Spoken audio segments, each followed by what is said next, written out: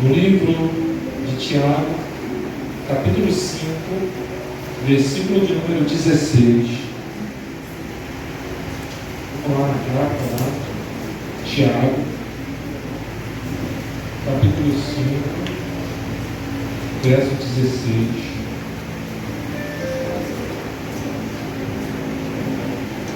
Amém? Glória a Deus. Vamos ler. Eu vou ler a minha versão aqui, depois vou ler a versão que está aqui. A maioria dos irmãos tem, eu uso muito ainda aí.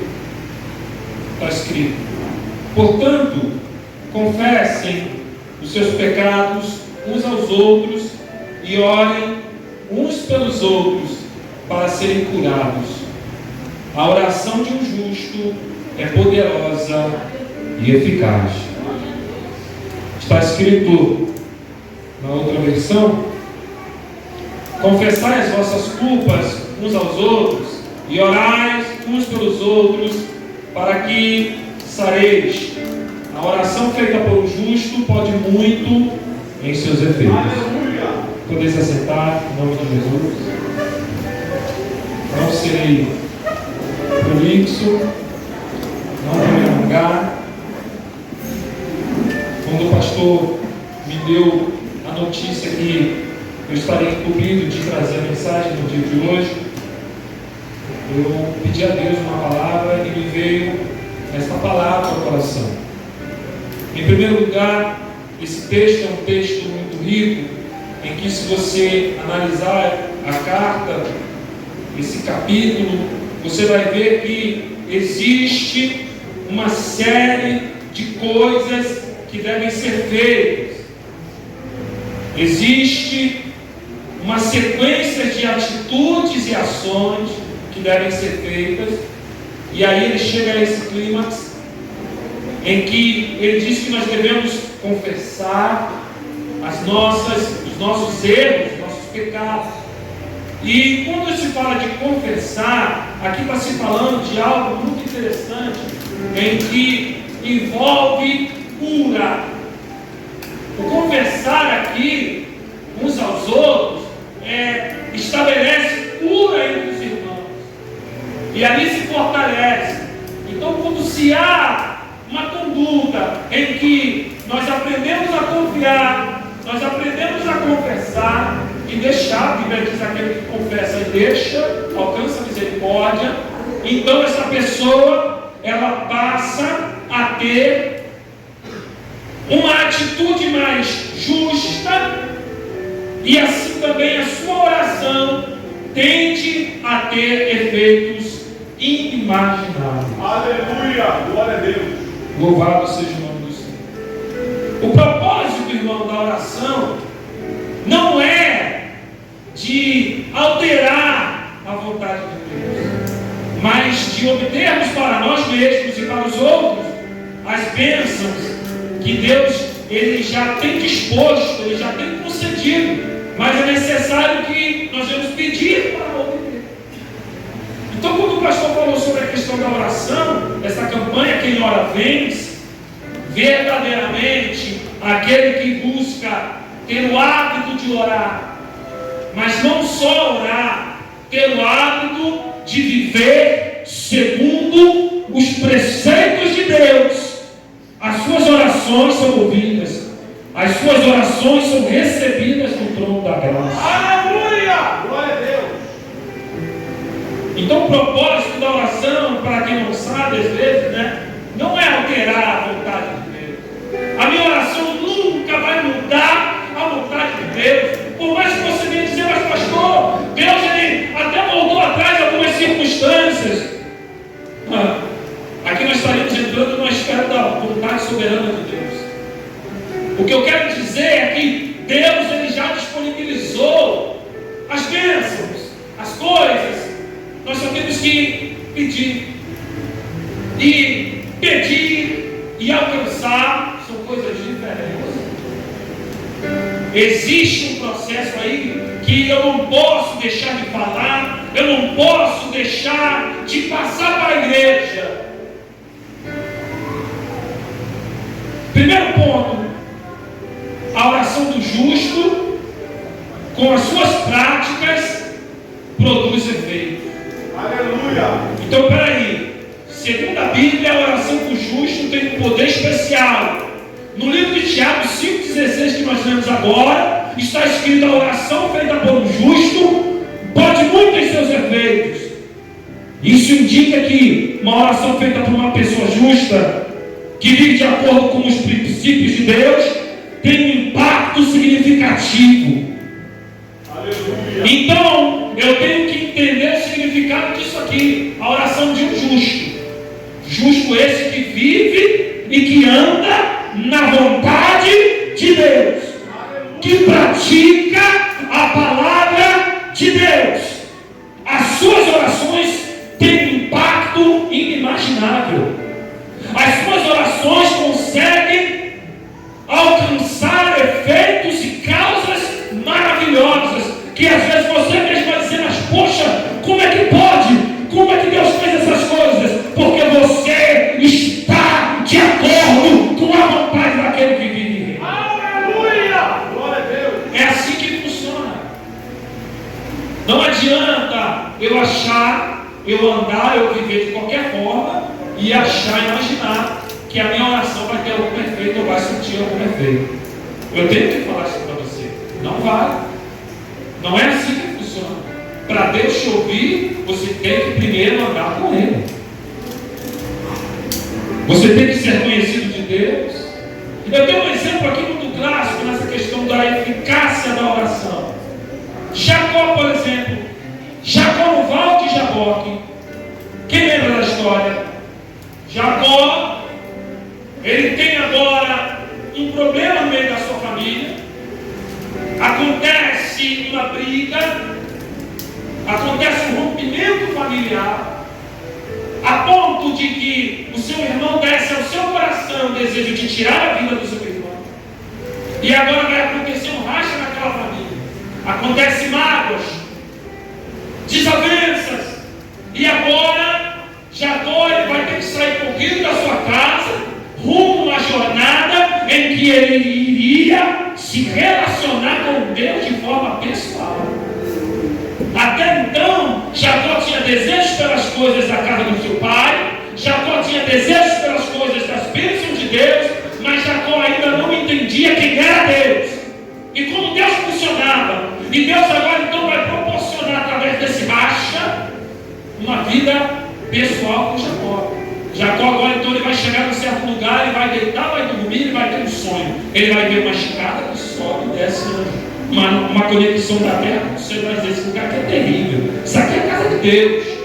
Então agora Jacó vai fazer uma aliança, ele vai orar, ele vai falar com Deus: mas se o Senhor me sustentar, se o Senhor me abençoar, se o Senhor me der tudo que eu necessitar, se o Senhor me der livramento, traz uma aliança. Você conhece a história de Jacó. Jacó então agora vai para a casa do seu tio Labão. Jacó, ele vai começar a ser próspero. Ele vai ficar tão próspero que vai incomodar o seu tio, a ponto de que, por mais que achem, olha, eu vou falar aqui um segredo aqui para quem tem uma vida de oração eficaz: não adianta tentar mudar suas circunstâncias, não adianta achar que você vai tomar prejuízo. Aonde tu botar a mão, Deus vai prosperar. Vou mudar o salário dele, Deus prosperar. Vou mudar as ovelhas, Deus prosperar. Vou colocar as malhadas, Deus colocar as malhadas como mais forte. Não adianta. Quem tem uma vida de oração, a eficácia de Deus vai estar presente em sua vida. Mas eu quero aqui chegar ao clímax da história de Jacó, em que Jacó agora ele vai ter que retornar para a sua casa, para a sua pátria, para a sua terra. Se passaram 14 anos. E Jacó agora tem um relacionamento com Deus. Jacó agora entende que a prosperidade de Deus estava presente na sua vida. Mas Jacó ainda precisava passar por um teste final. Ele tinha que se encontrar com o seu irmão gêmeo. Ele tinha que se encontrar com o seu irmão. E na sua volta, Jacó agora ele sai da presença do seu tio próspero, rico, abençoado, com funcionários, com mulheres. Abençoado, pastor. Você Você pode dizer abençoado pelo poder da oração, pelo relacionamento, porque oração é relacionamento.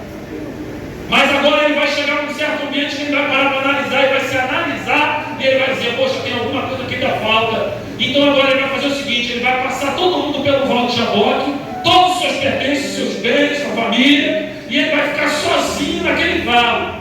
E a Bíblia diz que então Deus agora vai se apresentar em teofania para ele como um anjo do Senhor. Aquele ali é o próprio Deus, é o anjo do Senhor. Então agora vai se começar uma nova batalha.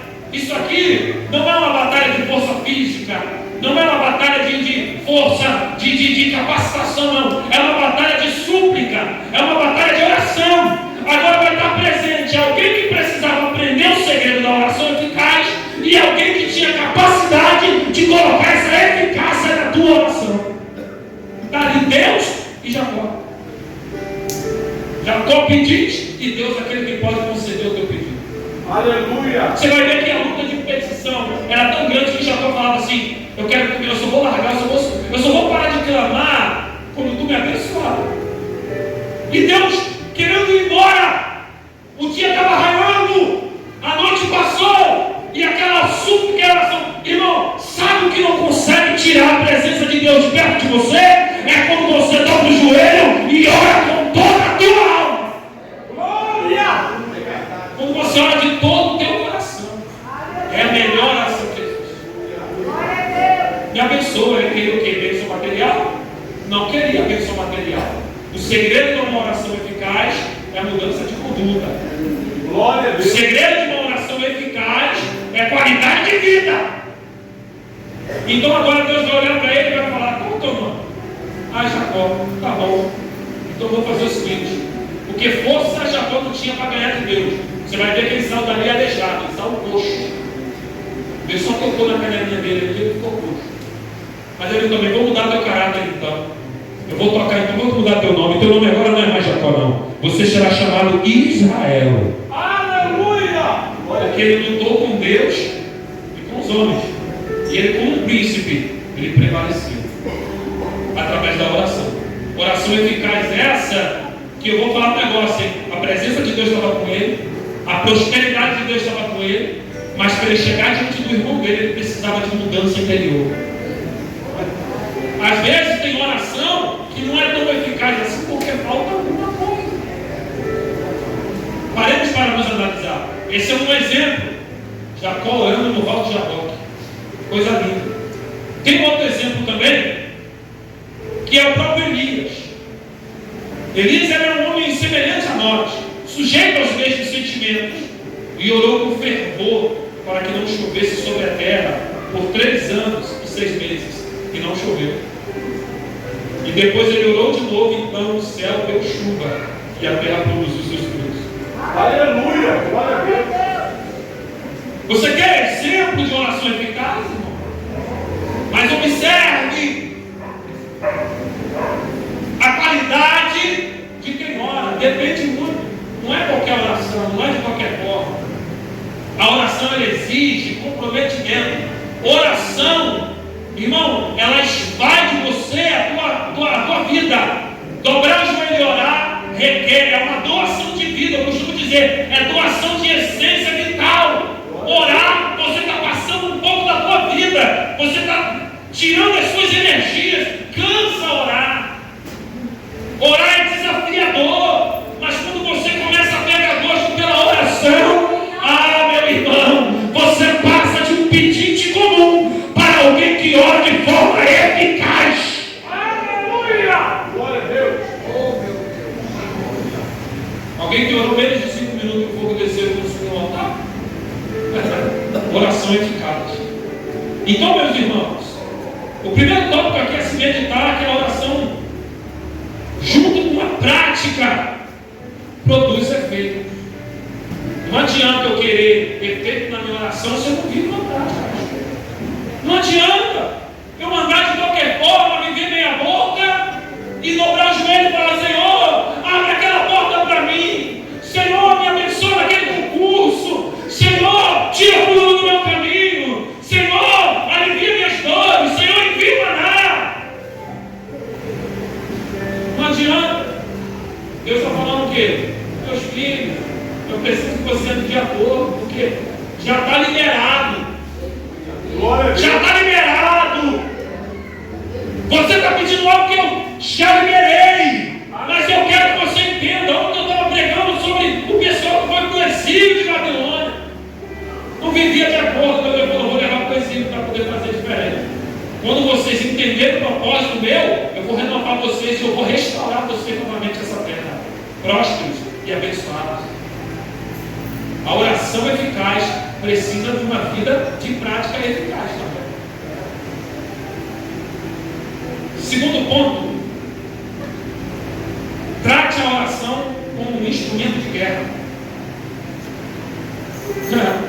Trate a oração como um instrumento de guerra. Efésios, capítulo 6, do versículo 18 ao 19, diz assim: orem no Espírito em todas as ocasiões, com toda oração e súplica. Tendo isso em mente, estejam atentos e perseverem na oração por todos os santos.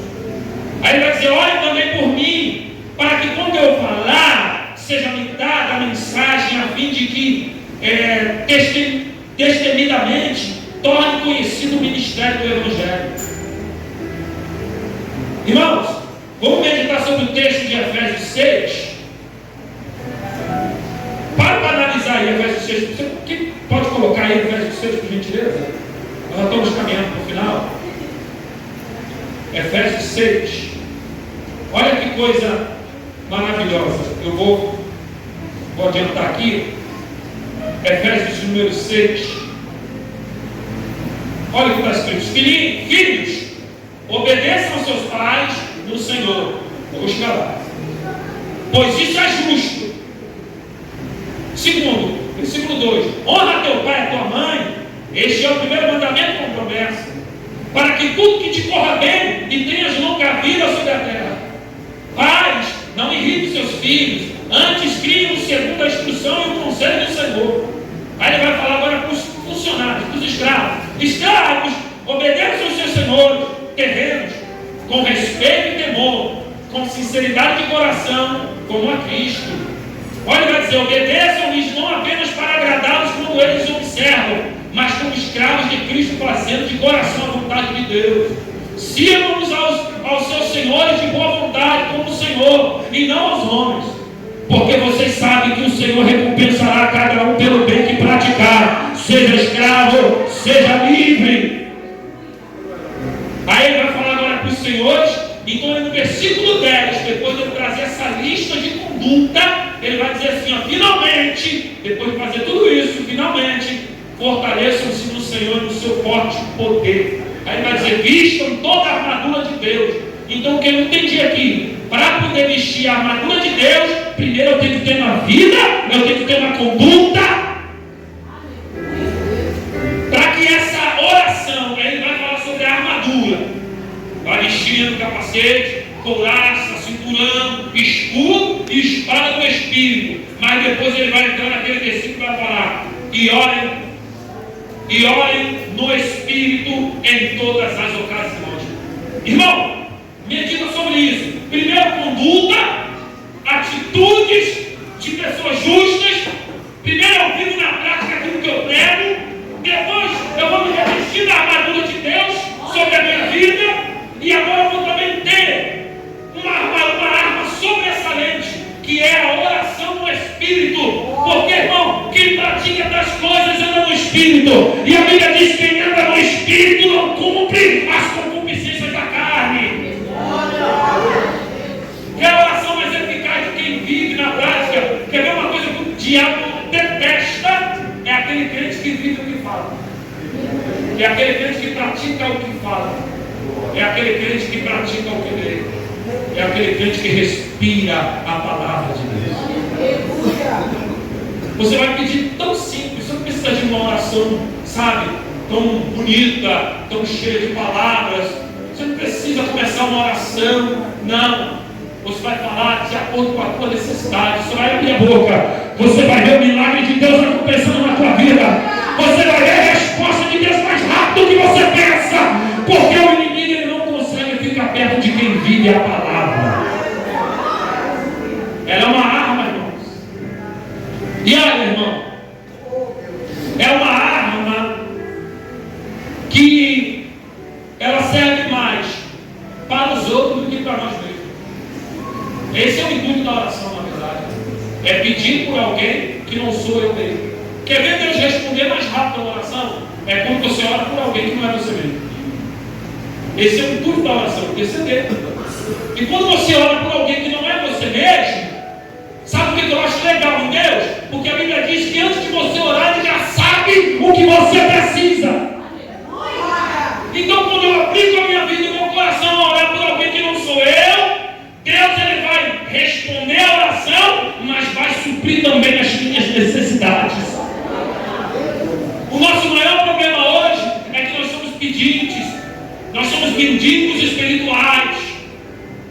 Vivemos mais pedindo para nossas deleites do que para o andamento da obra. Paulo está dizendo aqui, olhem também por mim, Efésios. Depois de vocês vestirem essa armadura aí, orem no Espírito por mim, para que Deus abra a porta da palavra. Olha a petição de Paulo preso.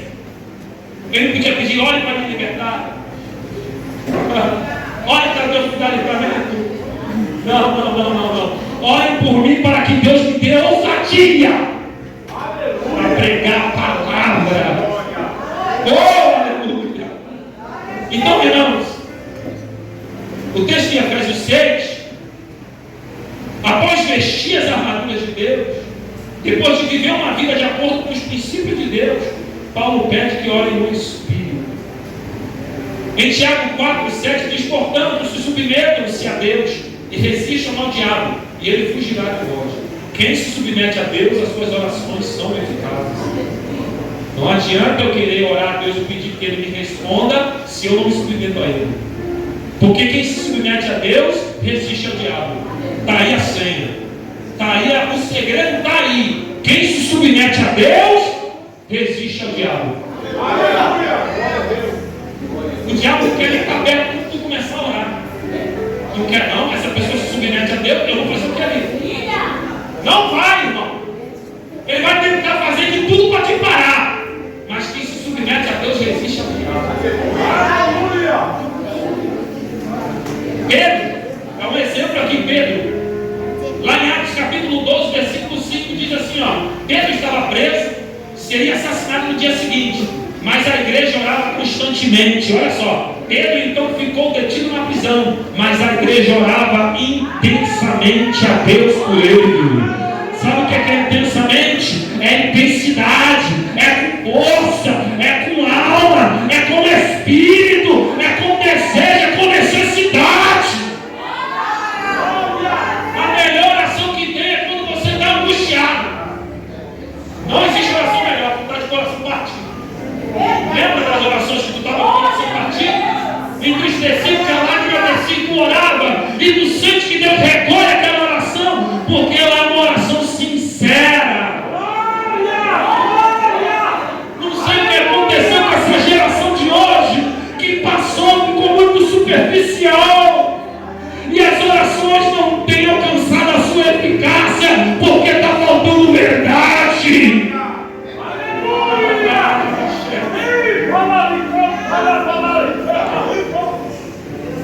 Olha o que está escrito no Salmo 51, 17.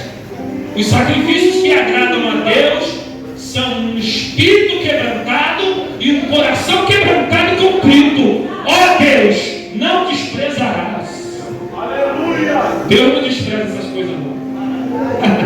Coração contrito. Ah, pastor, então mas eu tenho que ter um espírito quebrantado sempre? Sempre. Ah, está tudo bem. Eu não sei, irmão. Esse negócio de vida de crente que está tudo bem é bem complicado. A vida de crente que está tudo bem, eu acho que você deve se analisar um pouco mais. Porque a vida do crente é constante batalha, é guerra. É guerra. Se não é o vizinho se levantando, se não é as portas se fechando, se não é alguma coisa batendo na tua porta, irmão, crente que vive na peleja, na batalha, irmão. Está tudo bem? Ah, está tudo certo, olha, tudo bem, maravilha. É melhor se analisar, hein? Começa a perguntar a Deus.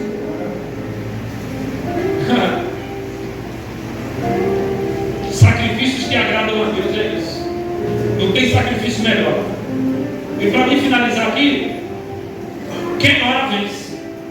Aleluia. Aleluia. O primeiro tópico que a gente meditou aqui é que a oração junto com a prática produz efeitos. Trate a oração como um instrumento de guerra. E quem ora vence. Olha só que coisa maravilhosa. Glória a Deus. Em Mateus 21 ao versículo 22 diz assim: Jesus, porém, respondendo, disse: em verdade vos digo que se tiver de fé e não duvidares, não só fareis isto à figueira, mas a este, se a este monte disserdes, ergue-te e precipita-te no mar, assim será feito. E tudo que pedires em oração, crendo, o recebereis. Aleluia. Eu creio. Isso aqui é um desafio muito grande, né? Os apóstolos espantados porque a figueira ficou daquele jeito. E ele está falando: vocês estão espantados com isso aqui? Não esquenta a cabeça com isso aqui não, quem ora vence. Se você orar e viver uma vida de prática, você vai mandar o monte sair do lugar e vai. Aleluia. Glória a Deus. E tudo que tu pedir em oração, tu vai receber, porque você crê. Em Jeremias 29:12 diz: então, vocês me invocarão e se aproximarão de mim em oração, e eu os ouvirei. Quem ora vence porque Deus ouve. Irmão, atenção a uma coisa aqui. Eu estou caminhando para o final aqui. A oração, ela é um pedido, não é uma exigência a Deus. Jesus atende a oração quando isso glorifica a Deus. Tem gente que acha que a oração, ó, já pedi que crente falar. O quê? Ah, mas eu então determinei e eu fui, ó, eu coloquei Deus na parede. Misericórdia. Minha vontade, quando eu vi essa pessoa falar isso para mim, minha vontade, eu fiquei olhando para as pernas dela. Eu falei assim: será que Deus tocou na perna dela igual fez com Jacó também? Irmão, ninguém bota Deus na parede, ninguém determina nada. Quem ora vence porque Deus, Ele responde às tuas orações por meio da providência. Glória a Deus. E eu quero finalizar aqui com algumas restrições. Tem algumas restrições que fazem com que Deus não ouça a sua oração, tá bom? Eu vou ser bem rápido aqui. Primeiro, viver na prática do pecado. Em Salmo 66:18 diz: se eu acalentasse o pecado no meu coração, o Senhor não me ouviria. Sabe o que é acalentar? Acalentar é você, ó. Tem gente que faz isso. Pecado de estimação. Está acalentando o pecado no coração, acha que eu vou ouvir tua oração. Desculpa, mas eu tenho que dizer a verdade. Não vai ouvir, é uma restrição. Quem acalenta ao pecado no coração, o Senhor não vai ouvir. Segundo, vamos repetições também é uma restrição. Mateus capítulo 6, versículo 7 ao 8 diz assim: e quando orarem, não fiquem sempre repetindo a mesma coisa, como fazem os pagãos. Eles pensam que por muito falarem serão ouvidos. Não sejam iguais a eles, porque o seu Pai sabe o que vocês precisam antes mesmo de pedirem. Eu conversando com a minha esposa esses dias. Ela falou: mas você tem que orar sobre isso. Eu falei: não vou orar mais. Ela: por que tu não vai orar? Porque eu já orei. Eu já falei com Deus, Ele sabe. Não vou repetir a mesma coisa. O que me resta? Aguardar e esperar. Confiar. Porque às vezes, irmão, tem oração que está demorando, aí tu já até esqueceu. Opa, vou falar, Deus mandou, vou falar. Tem pessoas aqui que orou há muitos anos atrás, já esqueceu da oração. Deus manda te dizer nessa noite: eu vou cumprir aquela oração na tua vida. E quando acontecer, você vai se lembrar.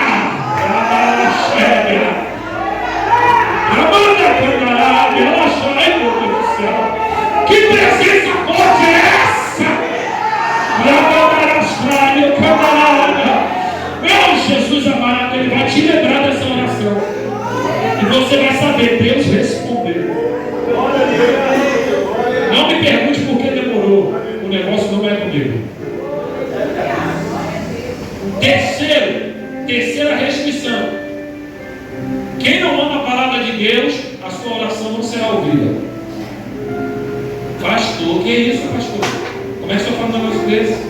Tem gente que acha que eu sou sempre pregar cajado. Não, eu estou pegando palavra.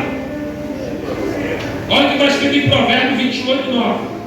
Provérbios 28:9. Se alguém se recusa a ouvir a lei, as tuas orações serão detestáveis.